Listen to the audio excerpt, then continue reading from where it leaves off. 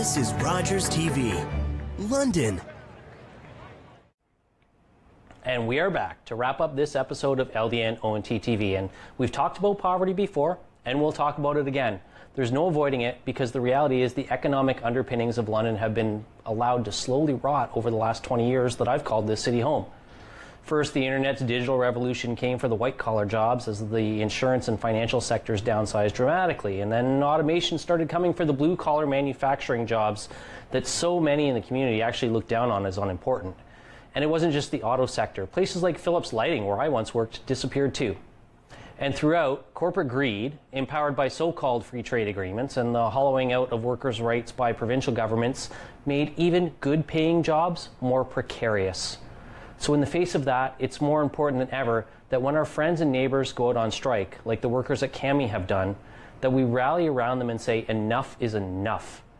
A bit of job security for the workers at one of the most efficient automotive plants on the planet shouldn't be too much for them to ask of GM, considering the millions upon millions in profit the automaker reaps from their labor every year.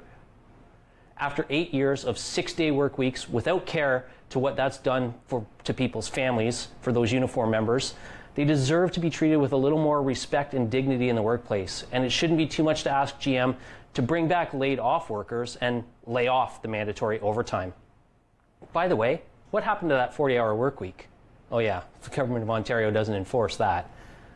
Cami workers aren't fighting for big raises, and frankly, they aren't just fighting for their own job security. Job security for them means job security for the parts suppliers, but also for the grocery store clerk, the servers in local restaurants, and all the other spin-off jobs they support. And we, as a community, and make no mistake, hundreds of Londoners work there and commute daily, should stand with them in solidarity. We should demand some social responsibility from corporations like GM. Henry Ford recognized a century ago that paying his workers a decent wage meant they could afford to buy the cars they were building, which meant more work for them, and that Ford's business would prosper in a sustainable way. If corporations won't comply voluntarily to reasonable social standards, then governments have to act, and we should demand our provincial government enforce labor laws and 40-hour work weeks, forcing companies to hire more workers instead of working their workers into an early grave. And there's no better time, as renegotiations of NAFTA are happening, to demand that the federal government makes Made in Canada matter again.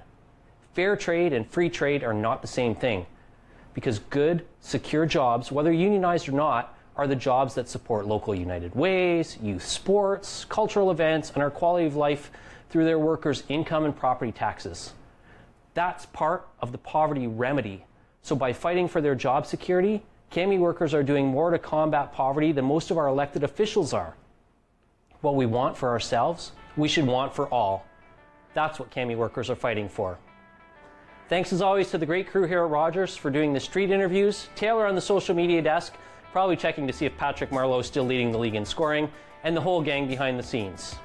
Thanks to Randy and Reinhardt for joining me this week, and don't forget, we'll catch you on Instagram in just a few minutes.